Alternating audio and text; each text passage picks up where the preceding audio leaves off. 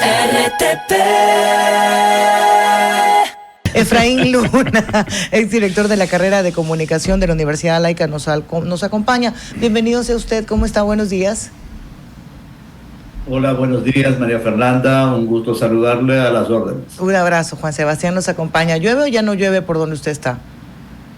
Bueno, dejó ya de llover un poquito, estamos al noroeste de la ciudad y enhorabuena porque realmente ya está molestando la lluvia, aunque es necesaria. Claro, imagínese, hace nada le pedíamos a San Isidro, ahora le rogamos que se calme. Toca hacerlo. Doctor, Gracias. Estábamos conversando sobre la comunicación y sobre si es necesario o no una ley de comunicación. Cuéntenos un poco lo que usted opina como formador, evidentemente. Gracias. Así es. Yo pienso que una reforma, una ley de comunicación en este momento, tal y como está el país, en donde requiere otro tipo de urgencias, no es lo más adecuado.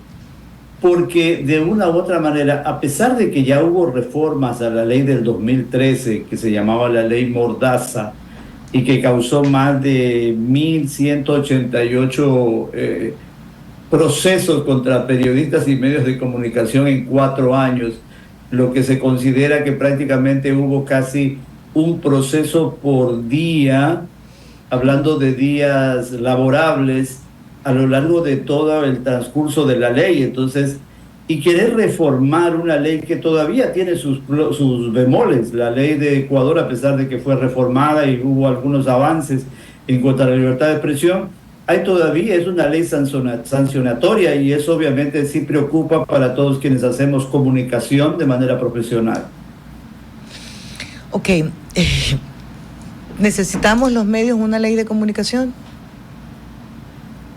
Estos medios. Que es necesario, pienso que es necesario tener leyes, pero que protejan la actividad del comunicador, no sancionen la actividad de la comunicación.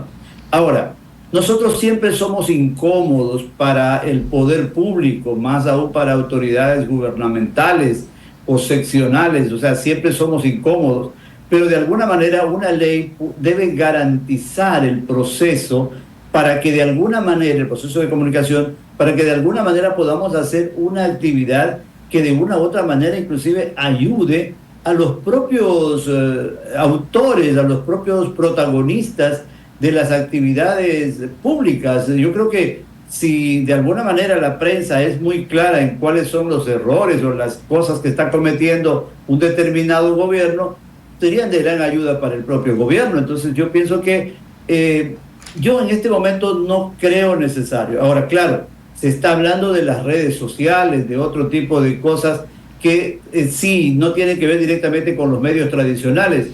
Pero bueno, yo pienso que no es el momento. Tal vez esperemos que pase todos estos problemas de seguridad, los problemas económicos que todavía tiene el país, los problemas que tiene ahora con los problemas naturales. ¿Cómo vamos a estar pensando en una ley de comunicación? Yo pienso que no es el momento, a pesar de que hay ciertas necesidades, ciertos ajustes que sí se deberían hacer, pero con tiempo, pensándolo muy bien. Efraín, ¿cómo está? Juan Sebastián Iturralde lo saluda. Como usted bien dice, claro, a mí también comparto su idea de que no es lo primordial ahora, pero digamos que se da el tiempo de discutir esta ley. Sí hay algo que a mí me parece sumamente importante, que es justamente las redes sociales y, por ejemplo, las fake news. Eso realmente llueve a cántaros como está el país hoy en día. Realmente nos inundan, sí, vale la analogía por cómo estamos viviendo, nos inundan de desinformación. La inteligencia artificial, yo puedo hacer que Maffer diga lo que yo quiera y la Eres gente lo máximo, Juan Sebastián, así. Y la gente se lo va a creer, y eso sí es un peligro que yo veo que sí, no es que va a ser el peligro mañana, pero hay que estar muy atentos con eso. Mira, en Europa, por ejemplo, ya se está hablando mucho de la regulación de este tipo de leyes, y aquí tengo algunas anotaciones, por ejemplo, protección a los datos personales.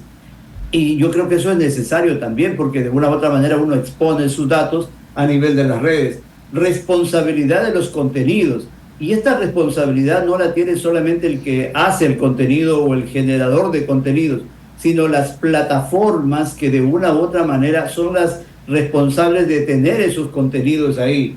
También se habla de transparencia y rendición de cuentas de las plataformas digitales, porque pueden estar llegando a todos los sectores y eso hay necesidad de controlar. Yo pienso que ahí jóvenes, niños deben ser protegidos.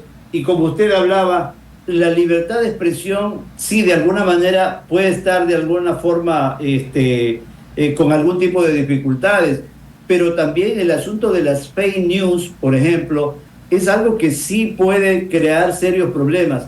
Pero pienso que también puede haber una ley que puede ser ya en la parte penal, pero no como existía antes, por ejemplo, la Supercom, que de una u otra manera nos tenía sancionando a cada momento y teníamos que pensar mucho en qué se hacía, qué se escribía, y de alguna forma esto creaba lo que peligrosamente en una sociedad se llama la autocensura. Autocensurarnos es muy peligroso en un proceso democrático. Sí, completamente de acuerdo y me parece interesante lo que usted menciona, que se puede regular de otra manera, no bajo una ley, no bajo una Supercom, sino más bien como penalmente. Si tú hiciste ese contenido tienes que hacerte completamente responsable. Y para eso están las plataformas que pueden ayudar a tener esos contenidos, a ver quién es la persona que puede haber difundido ese contenido, y obviamente también hay que estar muy alertos. Yo pienso que, por ejemplo, pensar en una información en donde dice vamos a bajar los sueldos básicos a todos los ecuatorianos porque no alcanza el dinero a los empresarios, y si eso sale, obviamente que primero no puede perder un derecho adquirido, un salario. Eso se sabe que son fake news, y así son tan evidentes que obviamente hay necesidad también de educar a nuestra población. Yo pienso que ahí los medios de comunicación juegan un papel importante para desechar ese tipo de bulos, de información que no es verdadera. Me salgo un poquito de la ley. ¿Cree que los medios de comunicación tenemos que revisarnos casa adentro en nuestro comportamiento, sobre todo en momentos de alta politización del día a día?